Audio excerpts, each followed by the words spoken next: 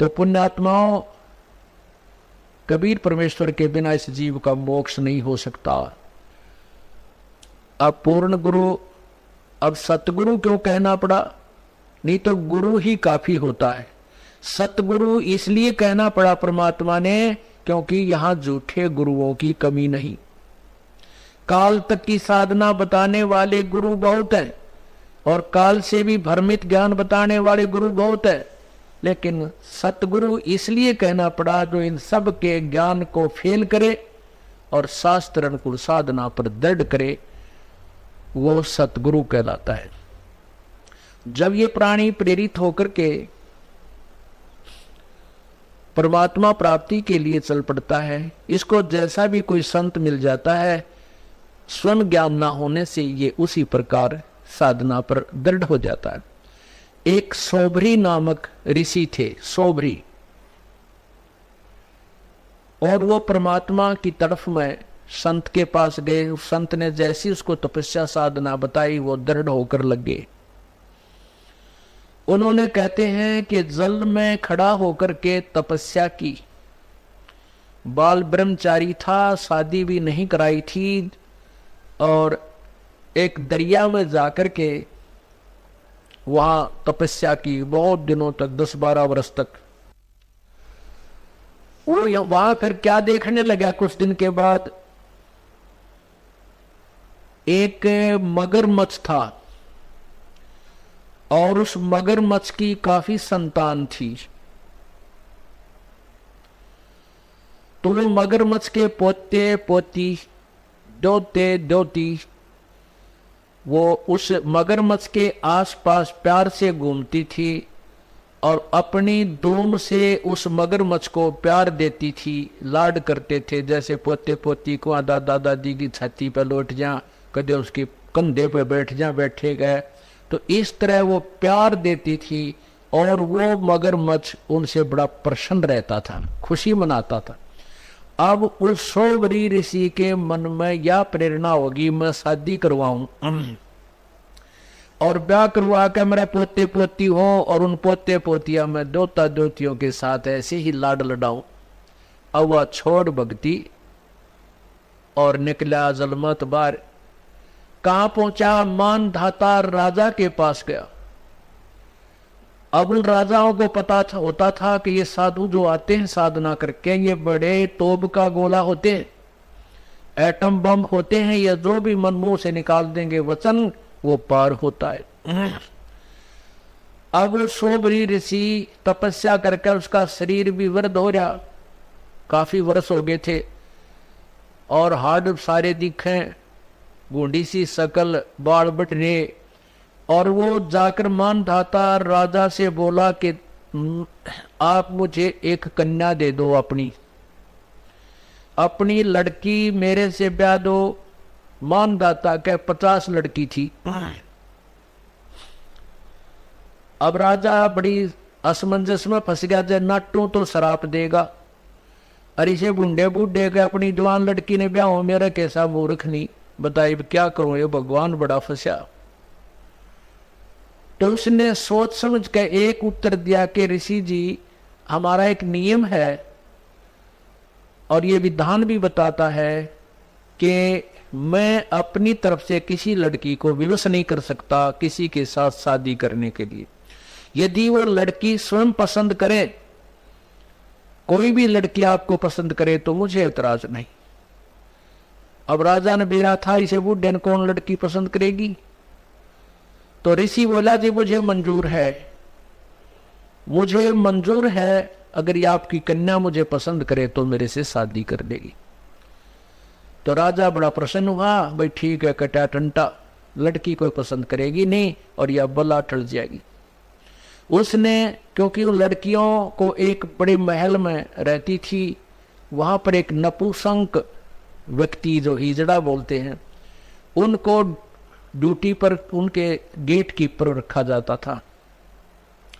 तो उसने उस नौकर को बुलाया राजा ने और कहा कि ऋषि जी को लड़कियों के महल में ले जाओ और ये जो भी लड़की इनको पसंद करेगी इसके साथ उसकी शादी कर दी जाएगी।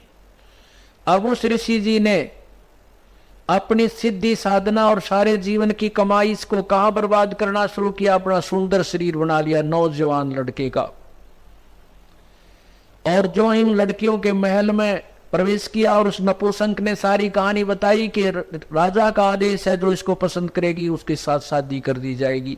उन 50 की 50 लड़कियों ने उस ऋषि को पसंद कर लिया। अब राजा फंस गया अपने वचन में। सारी कहानी आकर बता दी गई कि आपकी 50 की 50 लड़कियों ने मुझे पसंद कर लिया है। इसकी गवाही सब लड़कियों ने भी दे दी कि हम इसे पसंद करती, क्योंकि सुंदर शरीर बना लिया उस ऋषि ने। अब राजा ने वह फिर साथ भेज दी लड़की, लेकिन आत्मा बहुत रो रही थी, इस कंगाल के साथ ये के खाएंगी मेरी बेटी, कहाँ रहेंगी, कैसे दुख उठाएंगी, जंगल में रहना पड़ेगा। पर चलो इनका भाग था, मैं क्या करूं।